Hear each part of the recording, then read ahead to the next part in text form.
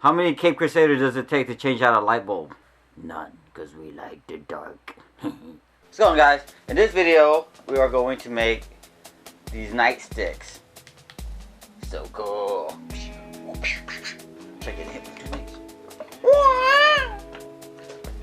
Like a Bruce Lee, huh? First thing I'm going to do is build me a jig. And with this jig, I'm going to use it to cut me the grooves that I need in this 3/4 PVC pipe. I'm basically taking 2 blocks of wood and sandwiching the PVC pipes in between. Then I'm going to screw another piece of board to the front of it, and this is going to be the guide. After I cut the 3/4 PVC pipe into 1-foot sections, I went ahead and drew a straight line down the middle. And then I cut some 5mm craft foam sheets into small squares. And then I'm going to add them in between every cut. This will give me the right distance per cut. I decided to cut it 11 times on both sides.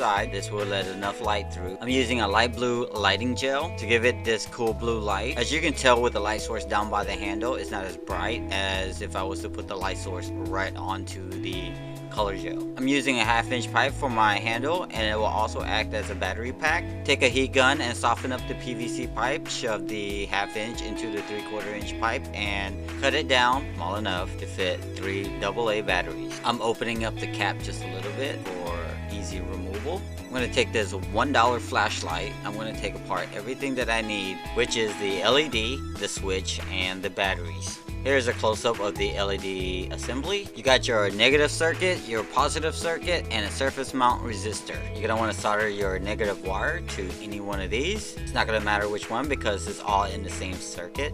And then solder your positive wire to this thingy. And just make sure you solder on this side of the surface mount resistor and not on the circuit itself. And then throw in a switch, and your wiring should look like this spaghetti looking kitty doodle thingy. Yeah.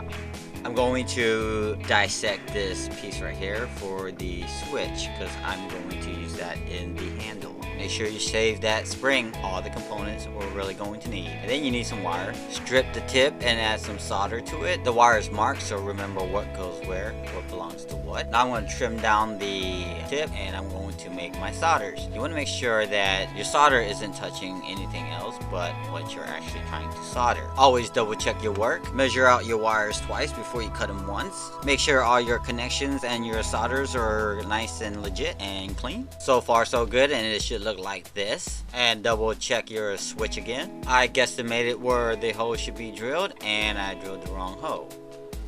Therefore I had to drill another one. I took my Dremel and beveled down the hole. This will make it easier to push down on the button. I drilled a hole through the opposite end of the pipe. This will be where I stick a screw in. Take your heat gun and soften up the plastic. This will help you make some new threads for that screw.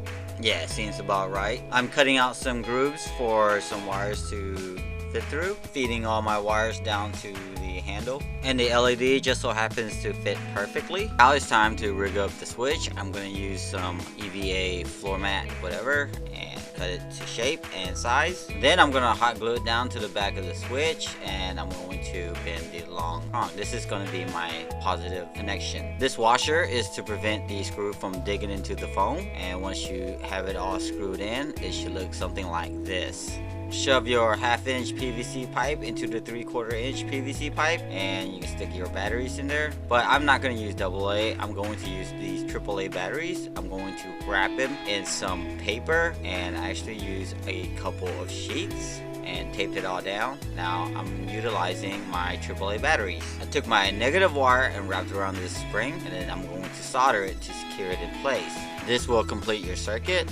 I'm using some EVA foam, and that's just going to hold it in place when I put the cap on. We're almost done, and you want to double check your work again. Now that you've gone this far, you don't want to turn back unless you know something isn't working. Then that just means you didn't follow my instruction properly. I cut some craft foam sheets into 1/4-inch sections, and I'm going to hot glue it down to the tip of the whatever. Added a couple coat of black spray paint. Then I'm gonna use this paracord using a lighter to seal the tip, and then I'm going to use some gaff tape before I glue it down. Roll it around and around till all of it is covered, or at least the handle. Then we'll go back over it with some gaff tape to finish off the yeah.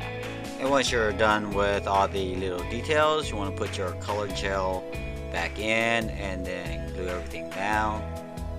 I hope you guys enjoyed the video. Hope you guys learned something. And I got more cool stuff coming. Got Batgirl, got this guy. I think it's from a movie or something. Currently working on the armor for NightWing. Be on the lookout for that. And today's Facebook shout out goes to Eddie Dockery and Randy Wolf. Hey, thanks for watching my videos, and thanks for liking me on Facebook and reaching out to me. You know, really cool. I guess that's it. I don't know what else to say, but